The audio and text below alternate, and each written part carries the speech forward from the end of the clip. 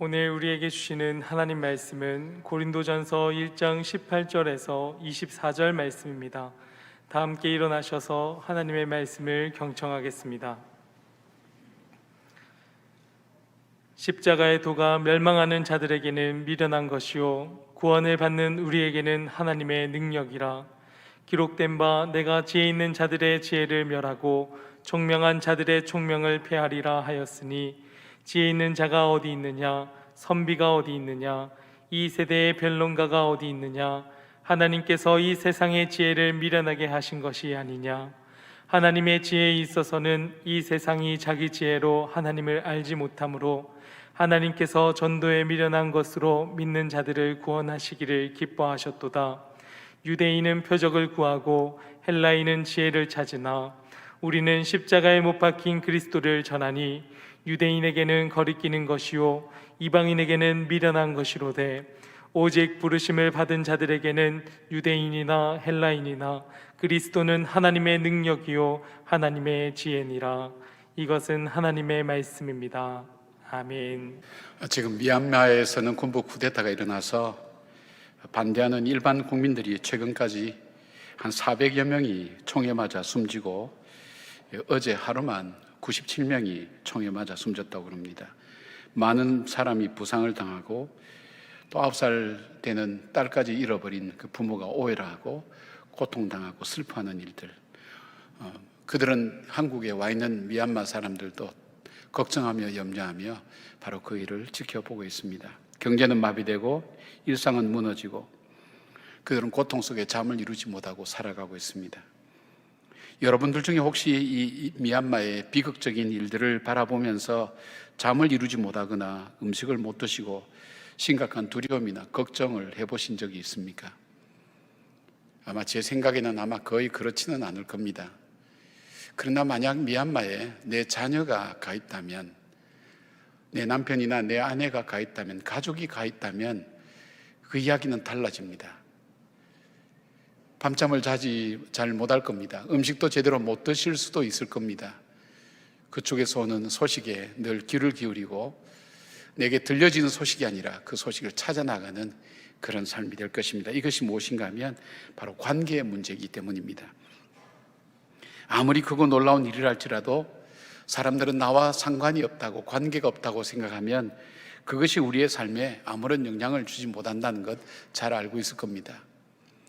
그리고 나에게 사실은 중요한 일인데 내가 그것이 얼만큼 중요한 일인가 하는 것을 깨닫지 못한다면 그것 역시 내 삶 속에 내 행동과 내 말과 내 생각과 내 감정에 아무런 영향을 주지 못하는 것이라고 그렇게 생각합니다.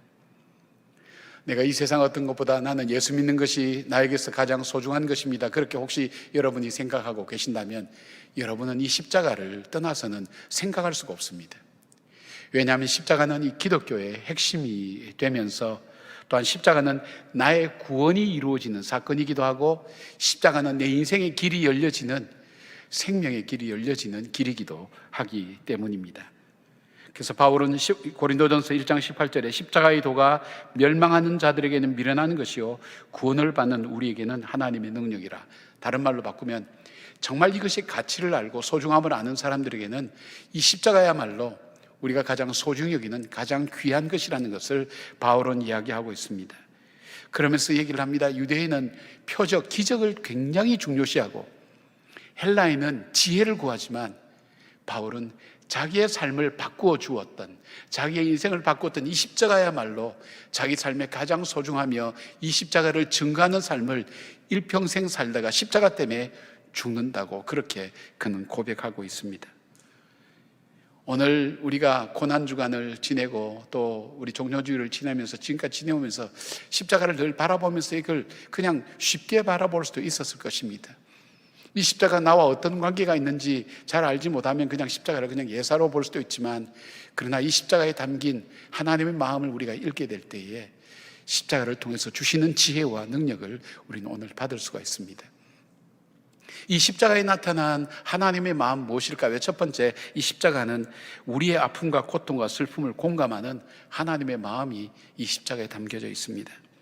히브리서 4장 15절 보니까 우리에게 있는 대제사장은 우리의 연약함을 동정하지 못하실 이가 아니요 모든 일에 우리와 똑같이 시험을 받으시니로되 죄는 없으시니라. 예수님께서 달리신 십자가는 그 자체가 고통이었습니다. 누구를 위한 고통이었습니까? 오늘 말씀은 우리를 사랑하시는 분의 고통이고 우리 때문에 겪었던 고통이라고 그렇게 말씀하고 있습니다. 하나님은 우리가 인생을 살아가며 얼마나 수고하고 애쓰고 힘들어하고 고통스러워하는지를 알고 계신다는 것입니다. 그리고 그것을 이해하고 계신다는 것입니다. 주님의 고통은 무엇입니까? 그러기 위해서 받은 십자가의 고통은 뭘까요? 무엇보다도 육체적인 고통이었습니다. 육신을 가지신 주님은 살아서 머리에 가시관을 시험당하고 십자가의 양손과 발목에 못을 박아서 죽을 때까지 매달아두는 인간이 느낄 수 있는 가장 큰 고통과 아픔을 나타낼 수 있는 것이 바로 이 십자가의 형벌입니다. 주님의 고통은 정신적인 고통이었습니다. 사랑하는 제자들에 의해서 팔려졌다는 것, 그리고 예수님과 함께 하겠다고 했던 그 제자들이 도망하는 모습 보면서 극도의 외로움과 배신감을 느끼는 고통이었습니다. 무엇보다도 고통당하는 예수님을 향해서 조롱하고 침을 뱉는 모욕과 멸시는 인간으로서는 견딜 수 없는 정신적인 고통이기도 합니다. 또한 주님의 고통은 하나님과 단절된 영적인 고통과 외로움이었습니다. 그래서 십자가에서 절규합니다. 나의 하나님 어찌하여 나를 버리시나이까. 하나님께 버림받은 영적인 고독과 그리고 단절감, 그것이 가져다 주는 고통과 아픔의 모든 집합제가 바로 이 십자가 속에 있었습니다. 저는 저 자신이 고통을 당할 때 하나님에 대해서 이렇게 생각했습니다. 제가 표현한 그대로 하면 하나님은 신이니까 내가 얼마나 아픈지 모를 거야. 내 마음이 얼마나 무너져 내리는지 모를 거야. 내가 인생의 희망을 찾지 못하고 어디로 가야 될지 하나님은 그런 고통 없을 거야. 그 고통은 내가 당하고 하나님은 구경만 하고 계실 거야. 그분은 별로 이런 데 대한 감각도 없을 거야. 그렇게 생각했습니다. 근데 제가 그에게 어느 날 저에게 다가왔던 그 주님은 바로 이 십자가를 통해서 말씀해 주셨습니다.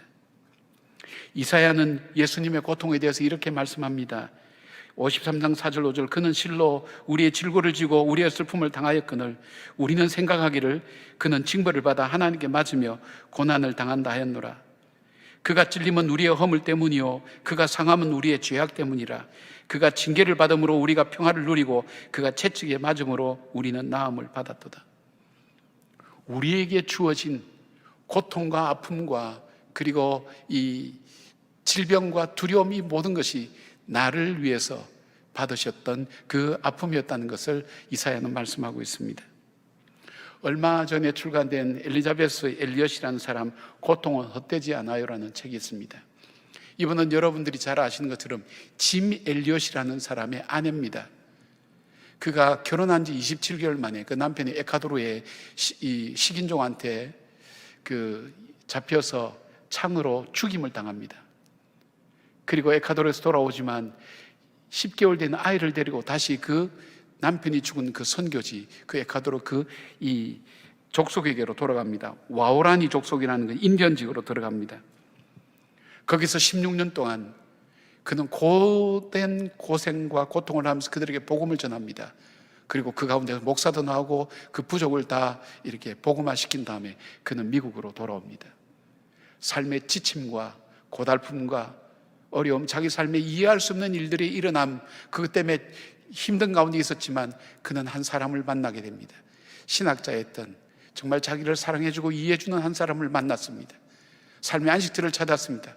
그러나 불과 2년이 지나지 않아서 그 남편은 암으로 세상을 떠나고 말았습니다. 그에게는 하나님을 향한 열정과 열심을 가지고 살았지만 그의 삶은 고통과 아픔의 연속이었습니다. 그는 이해할 수 없는 자기의 고통에 대해서 이렇게 얘기합니다. 하나님, 지금 당신이 행하시는 일이 마음에 들지 않습니다. 이해할 수도 없습니다. 그러나 마침내 나는 주님 받아들이겠습니다라고 말했습니다. 왜냐하면 그분이 나를 믿으라, 나와 함께 걷자고 하셨기 때문입니다. 그리고 십자가에 고통당하시는 그 주님을 통해서 나도 너와 같은 고통을 당했다고 말씀하시는 그 십자가 앞에서 그녀는 비로소 고통의 수용을 넘어서 그 고통에 감사할 수 있었다고 그렇게 고백합니다. 뿐만 아닙니다.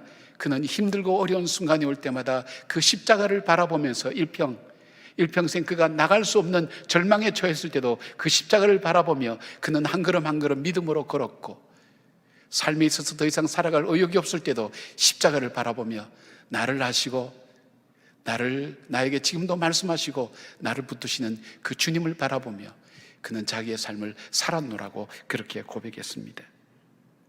사랑하는 여러분, 산다는 것이 얼만큼 힘든 것인가 아마 한 분 한 분이 살수록 더 느낄 겁니다. 모세의 고백처럼 수고와 슬픔밖에 없는 그런 인생이라는 것도 아마 알 겁니다. 살아갈수록 얼마나 인생의 짐이 무겁고 살아가고 어렵고 힘겨운가 하는 것. 그런데 그것이 혼자가 아니라 우리 주님께서 아신다는 것입니다. 그리고 우리의 고통과 아픔을 다 경험하시고 체험하셔서 공감해 주신다는 겁니다.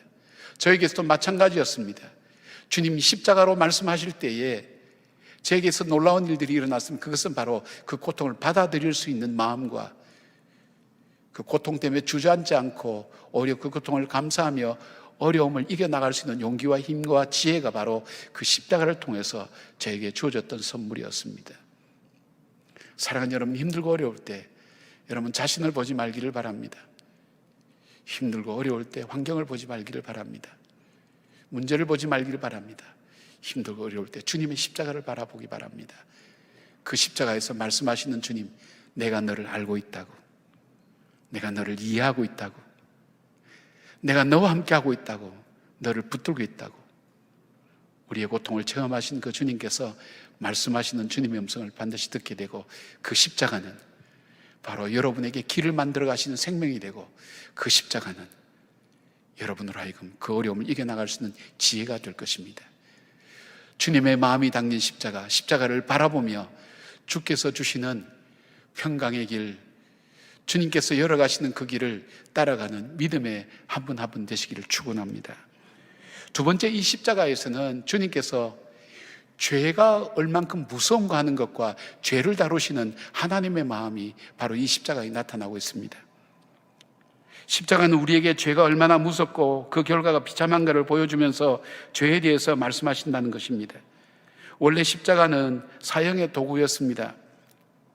그 중에서도 가장 큰 죄인이라고 여겨지는 국가 반역죄와 도망갔다가 체포된 노예들을 처형할 때 이 십자가형을 사용했습니다. 가혹하고 비참한 형벌이었죠. 그래서 로마인들에게는 이 아무리 흉악한 죄를 지어도 이 형벌을 지을 수 없다고 그렇게 했습니다.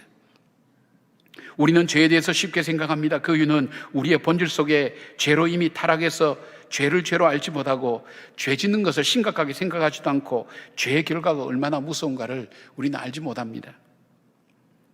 우리가 죄 때문에 겪는 죄가 갖고 있는 심판성도 있습니다만 그것은 아무것도 아닌 것입니다. 죄가 얼마나 무서운가 하는 것을 주님은 우리에게 말씀하시고 계십니다. 바울은 하나님을 떠난 죄가 얼마나 무서운 죄인가를 에베소서를 통해서 이렇게 얘기합니다. 허물과 죄로 죽었다. 살아있는 것 같지만 살아있는 인간으로 살 수 없다는 거예요. 허물과 죄로 죽었다. 생각하는 것과 말하는 것과 행동하는 것 본질상 진노의 자녀다. 하나님의 진노를 받기에 합당한 것이 바로 저와 여러분의 삶이라는 겁니다. 그 죄인이라는 것입니다. 그리고 그 죄의 결과는 반드시 사망이라고 말씀합니다.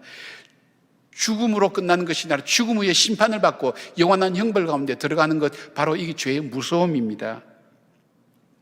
다윗은 그 당시에 모든 왕들이 할 수 있는 일들을 그냥 단순히 했습니다. 남의 아내를 빼앗는 것, 신하의 아내를 빼앗는 것, 그 당시 왕들이 했던 일반적인 일 수 있지만, 그러나 다윗에게 이것이 큰 죄가 된 것은 그는 하나님의 뜻을 따르는 종이었습니다. 하나님의 뜻을 따르지 않았습니다. 하나님의 명령을, 하나님의 말씀을 어기고 자기 마음대로 자기가 주인이 되어서 그렇게 살았습니다. 그가 어떻게 살았냐? 나단이라는 선지자가 와서 그것이 얼만큼 잘못된 죄라는 것을 지적할 때까지 그것이 죄인 줄 모르고 죄를 먹고 마시면서 살았습니다. 그러나 그 죄를 깨닫게 되었을 때 그는 시편 51편을 통해서 회개하는 회개시를 통해 이 죄가 자기에게서 무엇을 빼앗아 갔는지에 대해서 회개할 때 낱낱이 고백하고 있습니다. 죄가 내 인생을 얼만큼 비참하게 만든가, 시편 51편을 통해서 요약하면 이렇게 얘기할 수 있습니다. 내 자신이 추해진다는 겁니다. 더러워진 존재가 된다는 겁니다. 지혜를 잃어버립니다. 인생을 살아갈 때 내가 이 환경 속에 어떻게 그것을 헤쳐나갈까는 그 지혜를 상실하고 방향 감각을 상실한다는 것입니다. 그 죄는 없어지거나 반감되지 않고 그대로 살아서 내 삶 속에 남아있다는 것입니다. 그리고 죄는 내 인생 속에 기쁨과 즐거움을 빼앗아갑니다. 자원하는 마음이 사라지며 구원의 즐거움을 상실하고 주 앞에서 쫓겨나며 성령을 거두어 가시면서 나로 하여금 일마다 때마다 공급하시고 도우시고 인도하시고 함께 하시는 그 주님의 도움을 받을 수 없다는 것입니다. 죄는 사명을 잃어버린 자의 방황과 공허한 삶이 자기 삶 속에 가득하며 하나님의 긍휼과 자비를 받을 수 없는 존재라는 것을 그는 거기서 압니다. 죄는 예배할 수 있는 자격과 기쁨과 은혜를 얻지 못한다고 그는 얘기합니다. 다윗은 회개했습니다. 회개함으로 그 죄의 용서함을 받았지만 하나님은 그 죄의 대가를 치르게 했습니다.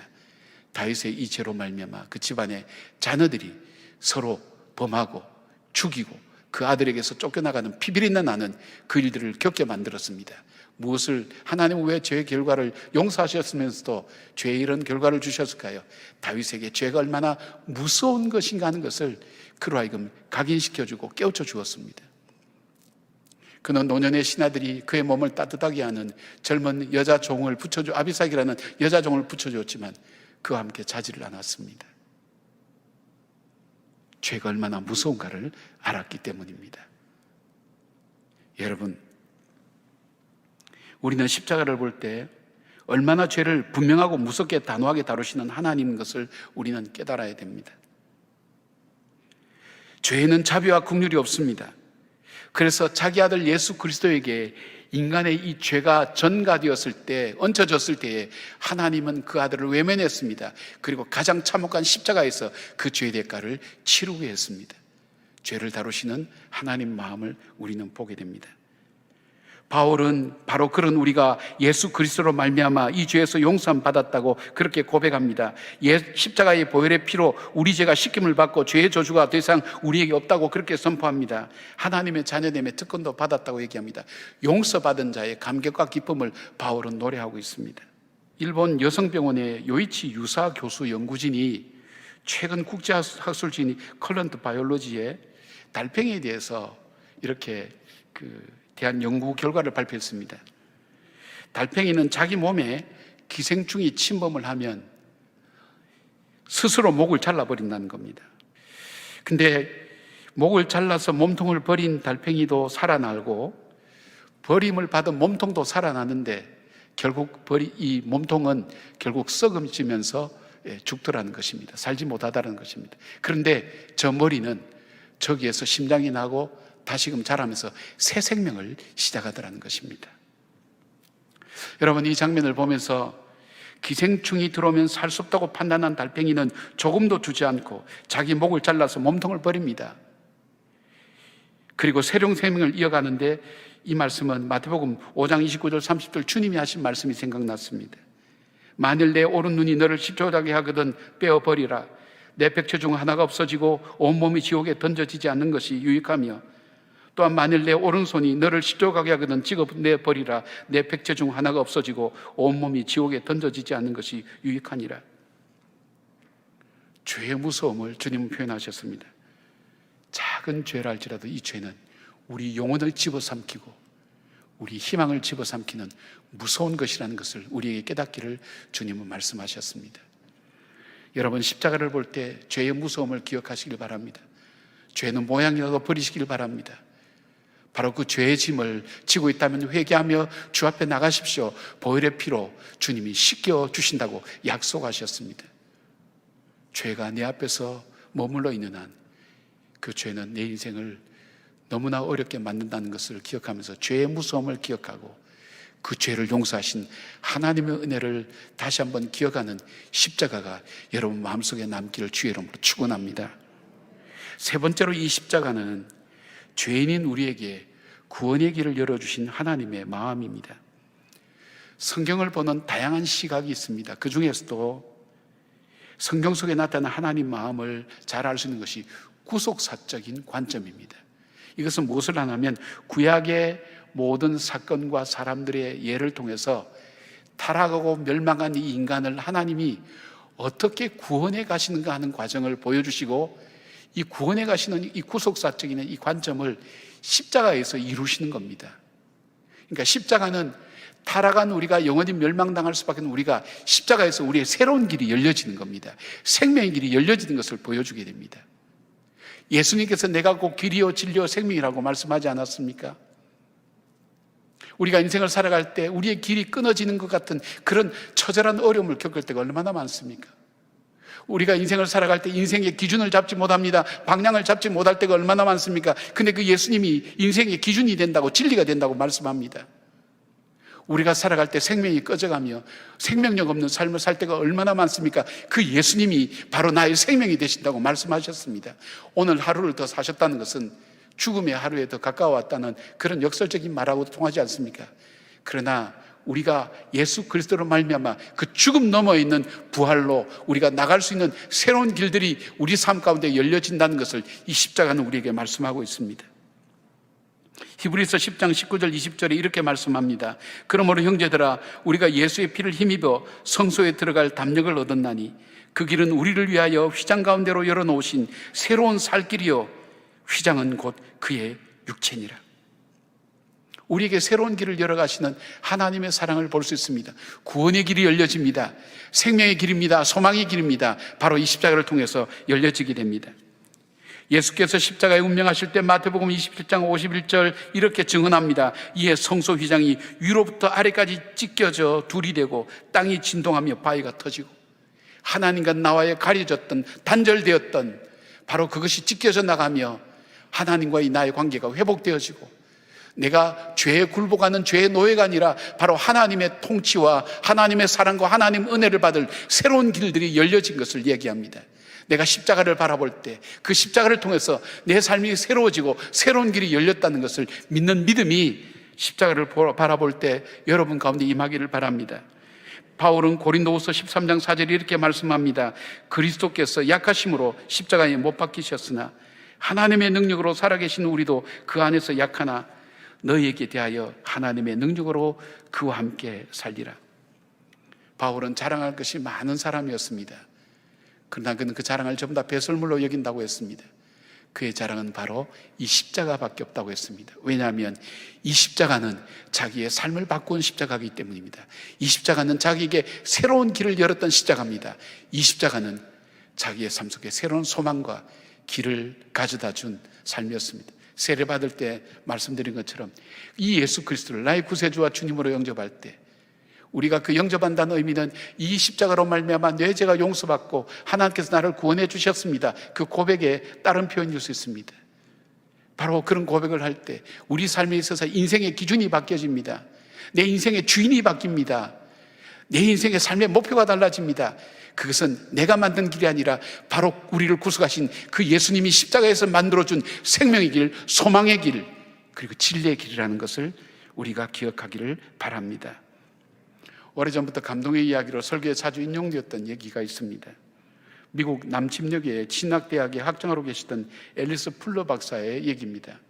이분이 한 그 그룹을 데리고 성지순례를 가게 되었습니다. 성지를 여러 곳 돌아보다가 내일 주일날 바로 주님께서 십자가에 못 박히셨던 그 골고다 언덕으로 가게 되었습니다. 그럴 때에 그 공동체에서 그런 얘기합니다. 풀러 박사님, 내일 우리가 골고다 언덕에 섰을 때에 주님의 말씀 우리에게 들려주십시오. 근데 쉽게 들었던 그 풀러 박사님이 자기 방에 돌아와서 보니까 이 설교가 그만큼 부담되는 설교가 없는 거예요. 설명할 방법이 없는 거예요. 골고다 언덕에서 예수님의 십자가에 대해서 내가 뭐라고 설교할 수 있을까? 갑자기 말문이 막히면서 자기가 할 수 있는 것이 아무것도 없었어요. 그래서 그가 할 수 있는 것은 밤을 새워가며 마태복음에 나타난 예수님이 십자가 못 박힐 때 그 상황을 하나씩 하나씩 외웠습니다. 그리고 그날 새벽, 다음날 새벽 사람들이 일어나서 골고다 언덕 한 걸음 한 걸음 올라가기 시작합니다. 그리고 골고다 언덕에 섰습니다. 침묵 가운데 이 풀러 박사님이 입을 열었습니다. 그가 입을 열어서 딴 것은 하는 것은 아니었습니다. 하늘을 바라보면서 마태복음 그 장면에 나타난 십자가의 장면, 그것을, 그 말씀을 한 절씩 한 절씩 읊조리기 시작했습니다. 사람들의 눈에서 눈물이 흐르기 시작했습니다. 그리고 이렇게 이야기를 합니다. 여러분, 저기 저 십자가와 저와 여를 구속하신 우리 예수 그리스도의 십자가입니다. 그러면서 아이작 와트가 지은 찬송을 불렀습니다. 주 달려 죽은 십자가 우리가 생각할 때에 죽으신 구주밖에는 자랑을 말게 앞서서 머리와 수족 보온이 큰 잡이 나타나셨네. 온 세상 만물 가져도 주 은혜 못다 갚겠네. 그 감동의 언덕, 바로 예수님의 십자가였습니다. 사랑하는 여러분, 힘들고 지친 인생길에 있어서 여러분이 예사로 보았던 십자가가 아니라 저 십자가를 바라볼 때 나를 알고 계신 그 주님을 기억하시길 바랍니다. 그리고 내 삶 속에 정말 씻을 수 없는 그 죄를 용서하신, 그 죄를 다루시는 하나님의 엄하심과 더불어서 그 죄를 이유 없이 예수 그리스도를 믿을 때 용서해 주신 그 주님의 사랑을 기억하시길 바랍니다. 더 나아가서 길이 없다고 생각하는 그 순간 나에게 새 길을 열어주신, 홍해를 갈라서 육지로 만들어서 건너가게 하신 그 주님이 나에게 광야의 새 길을 여시고 사막의 강을 내시는 그 하나님의 능력이 오늘도 내 삶 가운데 있다는 것을 믿음으로 고백하며 담대하게 승리하며 나가는 사랑하는 주의 백성들 되기를 주의 이름으로 축원합니다. 아멘. 기도하겠습니다. 주 달려 죽은 십자가 우리가 생각할 때에 죽으신 구주밖에는 자랑을 말게 하소서. 온 세상 만물 가져도 주 은혜 못다 갚겠네. 못 박힌 손발 보온이 큰 잡이 나타내셨네. 주님, 바로 이 십자가를 다시 한번 바라보게 하시고 우리를 향한 하나님의 사랑을 날마다 기억하며 십자가를 볼 때마다 그 하나님의 크고 놀라운 사랑 앞에 정결하고 거룩하게 살아가는 주의 백성의 기쁨과 감격과 은혜가 우리 가운데 넘치게 하여 주시옵소서. 예수님의 이름으로 기도드리옵나이다. 아멘.